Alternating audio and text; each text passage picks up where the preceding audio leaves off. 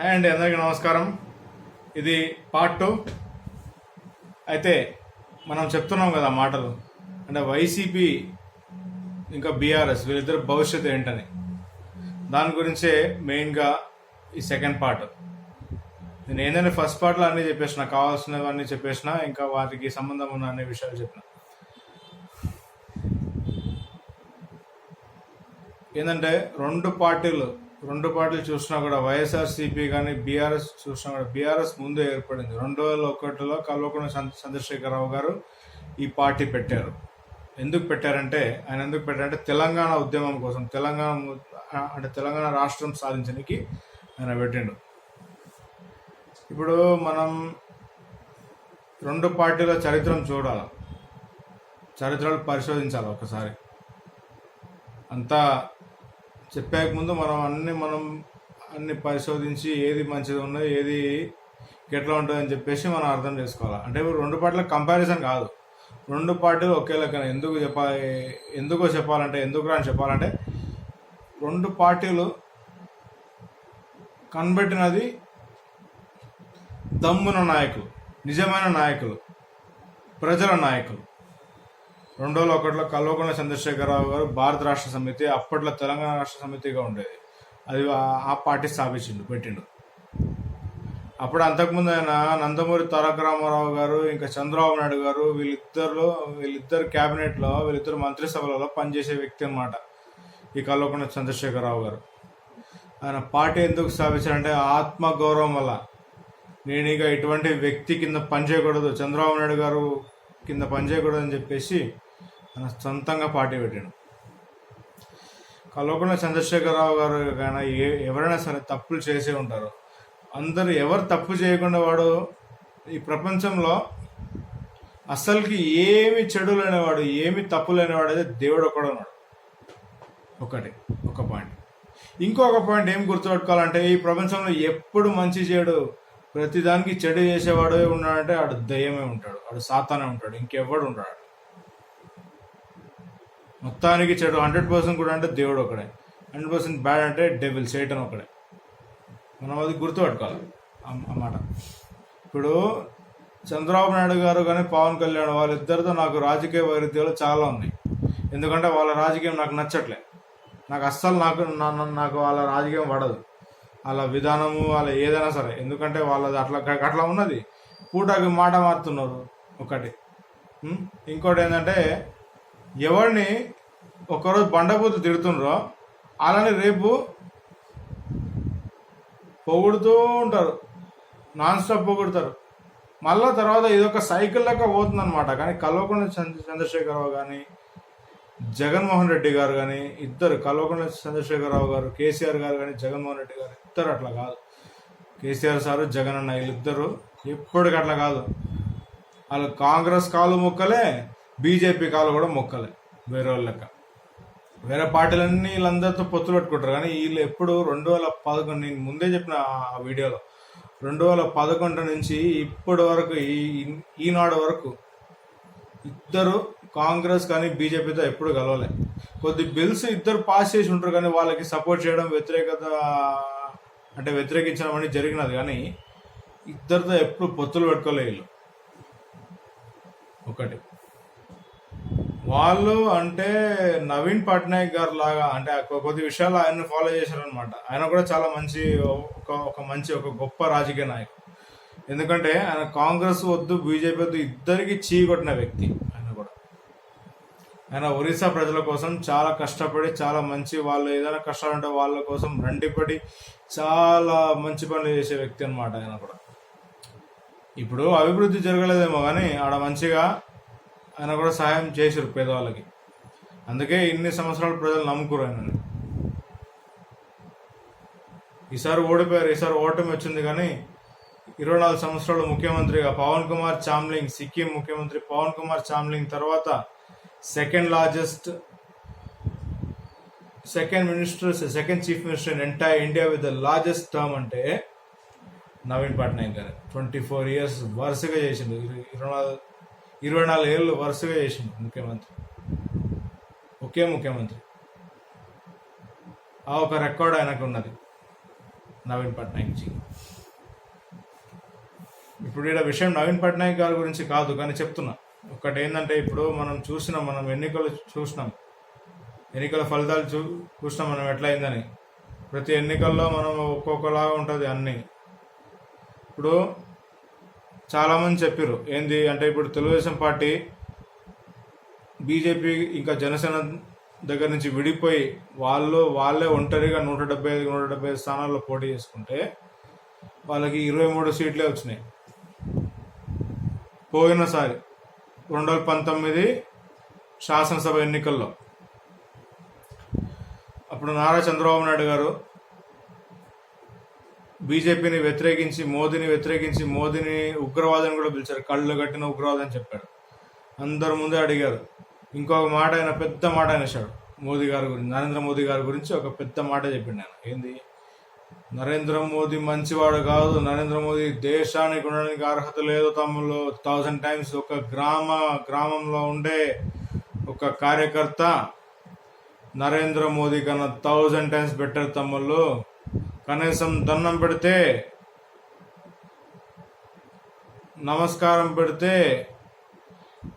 నమస్కారం చెప్పాల్సినటువంటి సంస్కారం లేని వ్యక్తి నరేంద్ర మోదీ అని చెప్పిన ఒక వ్యక్తి నారా చంద్రబాబు నాయుడు గారు. ఇవాళ ఏం చెప్తారు? మోదీ అంటే సంక్షేమము, మోదీ అంటే అభివృద్ధి, మోదీ అంటే భవిష్యత్తు, మోదీ అంటే ఆత్మగౌరవం. అవునా కాదా అని అడుగుతారు అదే ఆయన సభలలో నారా చంద్రబాబు నాయుడు గారు.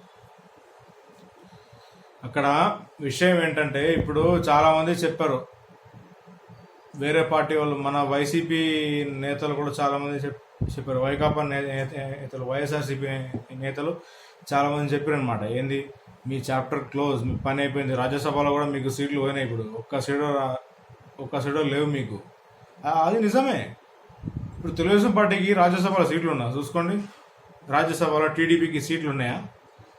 రాజ్యసభలో తెలుగుదేశం పార్టీకి సీట్లు ఉన్నాయా? ఇక్కడ ఏదైనా సరే, ఇప్పుడు పేజ్ మీరు ఓపెన్ చేస్తే ఇక్కడ మీకు క్లియర్గా కనిపిస్తుందా లేదా? సీట్స్ ఇన్ రాజ్యసభ ఇక్కడ కనిపిస్తుందా? Seats in Rajya Sabha 0. ఎవరికి?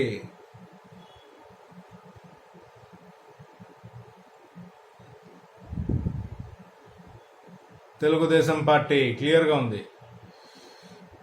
అప్పుడు చెప్పారు వీళ్ళందరూ, అప్పుడు ఒక మాట చెప్పారు. ఏంది?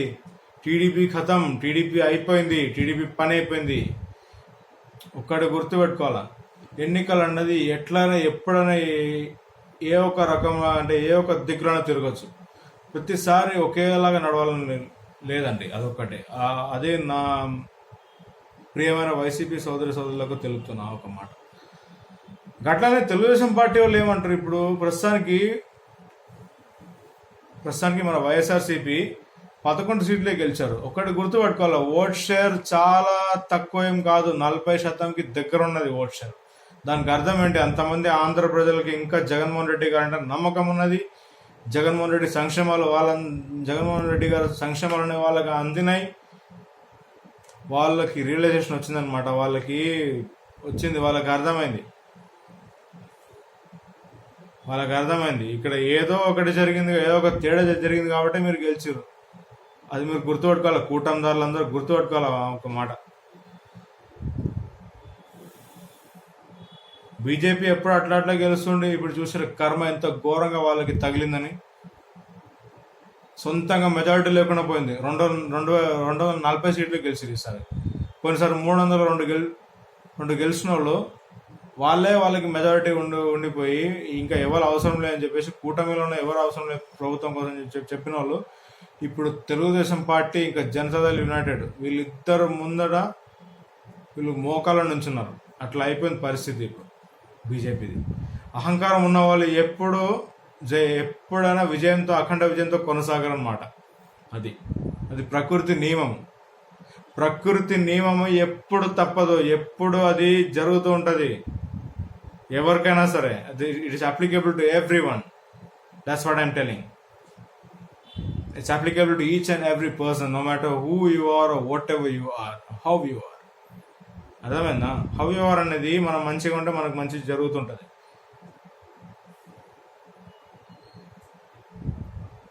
అంటే వినయం ఉన్న వ్యక్తులు, నిజంగా వినయం ఉన్న వ్యక్తులు పైకి వస్తారు. అహంకారం అంటే, అహంకారం ఒక వ్యక్తి గుండెలో ఎక్కిందంటే అది గంజాయి కన్నా భయంకరంగా మనందరినీ మోసం చేసుకుంటుంది. గంజాయి కన్నా ఘోరం అహంకారం అంటే. ఏదైనా గంజాయి తీసుకోండి, గంజాయిల కన్నా ఘోరం అన్నమాట. ఒక వ్యక్తి వినాశం మొదలైందని అప్పుడే ఊహించుకోవాలి. అహంకారం మొదలైందంటే గుండెల్లో ఎవరైనా సరే, it is applicable to everyone అనమాట. I'm just telling, I'm making my points clear. ఇప్పుడు చాలా మంది చెప్తారు కదా, ఇప్పుడు తెలుగుదేశం పార్టీ వాళ్ళైనా జనసేన పార్టీ అంటారు వైసీపీ పని అయిపోయిందని. ఒక్కటి మీరందరూ గుర్తుపట్టుకోవాలి.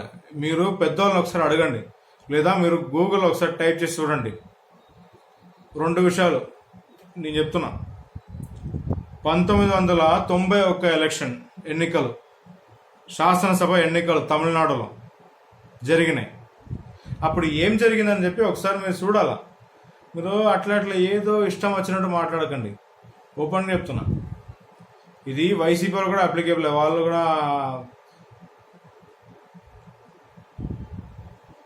అన్ని వైసీపీని ఆరాయించే వైఎస్ఆర్సీపీ, నేను కూడా వైఎస్ఆర్సీపీ సపోర్ట్ అంటే పిఆర్ఎస్ మా తెలంగాణ, కానీ వైఎస్ఆర్సీపీకి గెలవాలని చెప్పి అనుకుంటాను ఎప్పుడు.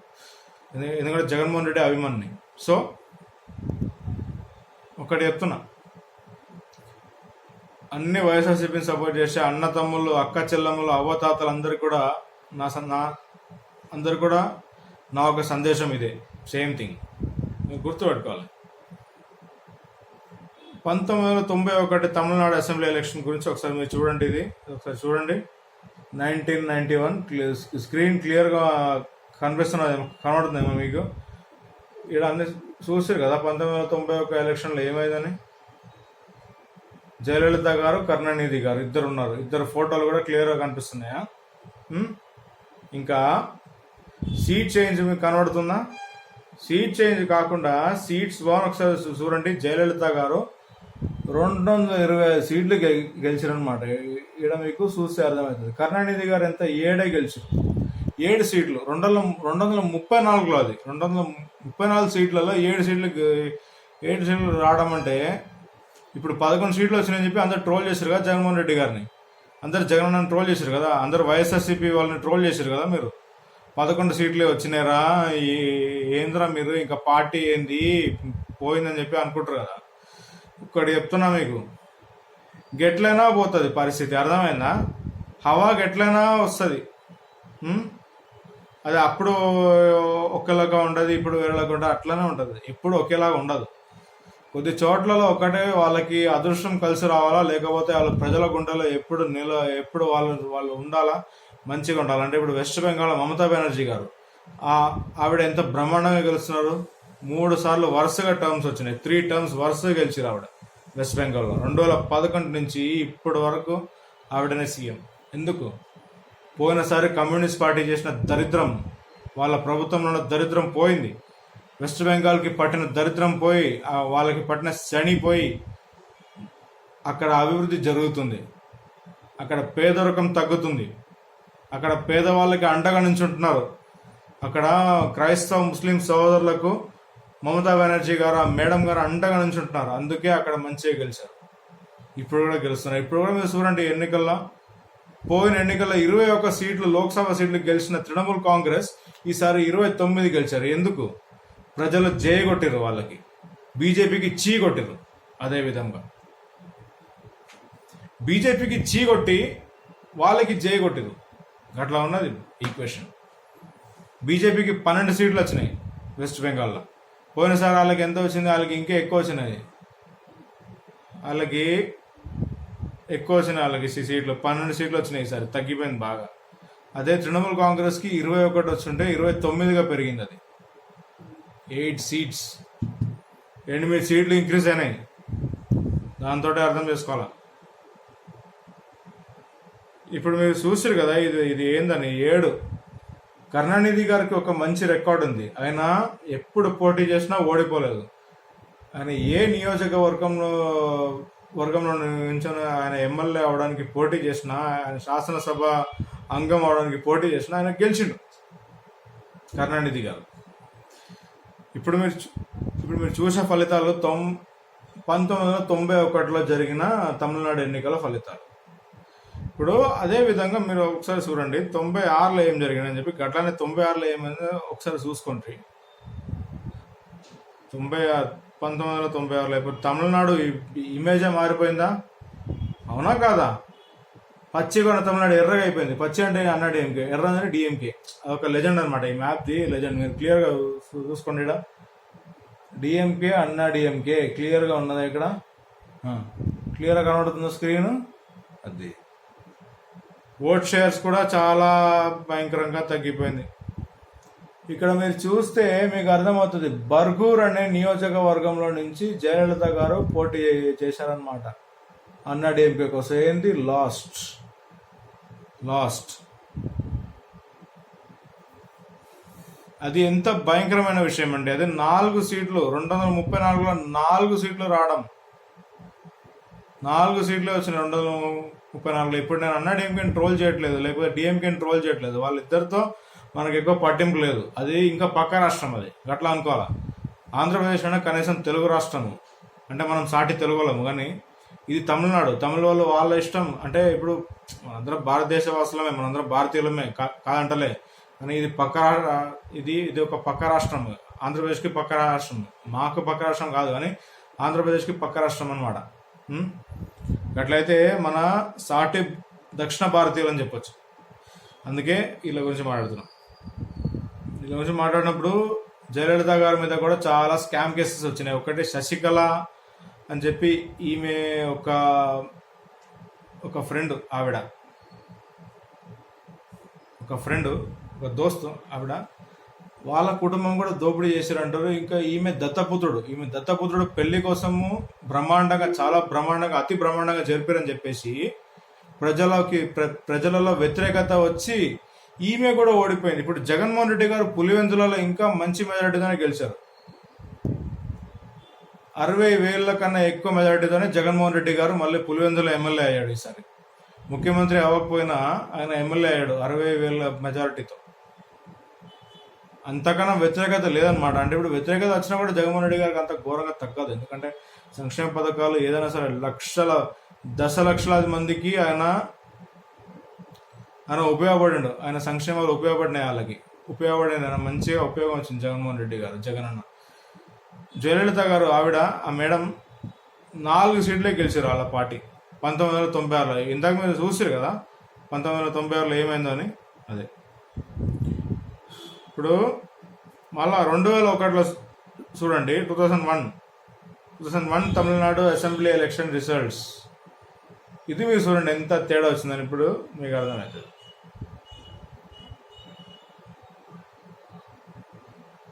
ఇప్పుడు తమిళనాడు మళ్ళీ పచ్చిగా అయిందా లేదా అన్న డిఎంకే వచ్చిందా లేదా తమిళనాడులో కనబడుతుంది కదా.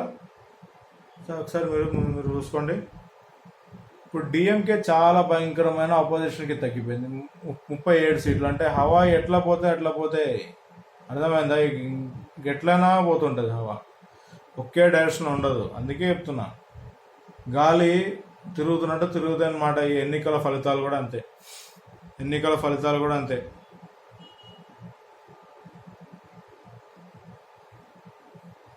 అందుకే చెప్పిన.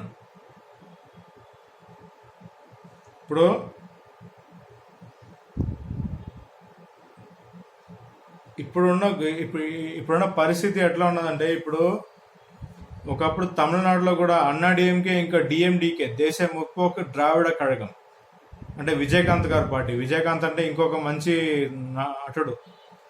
ఆయన జయలలిత గారి పార్టీ అయిన అన్నా డిఎంకేతో, ఆల్ ఇండియా అన్నా ద్రావిడ మున్నేట్ర కழగంతో పొత్తు పెట్టుకున్నారు.